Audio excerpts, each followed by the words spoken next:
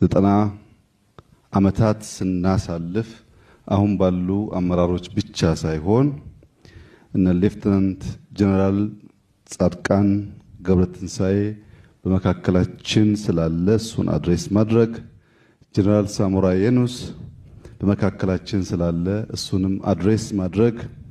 እነዚህ ቺፍ ኦፍ ስታፎች ላለፉት 30 ዓመታት ሁለት ሌላ ቺፍ ኦፍ ስታፎች ሲታከሉበት የኢትዮጵያን ቁመና አሁን ወዳለበት ደረጃ እንዲደርስ በየዘመናቸው የራሳቸውን አስተዋጽኦ አድርገው ያለፉ በመሆኑ በጋራ ተሰባስበን እንዲህ ባለው ሁኔታ 9-10 ዓመታት የተሻገረውን አየር ኃይላችንን በጋራ ሰለብሬት ማድረጋችን ታላቅ መታደል ነውና እንኳን ደስ ያላችሁ፣ እንኳን በሰላም መጣችሁ።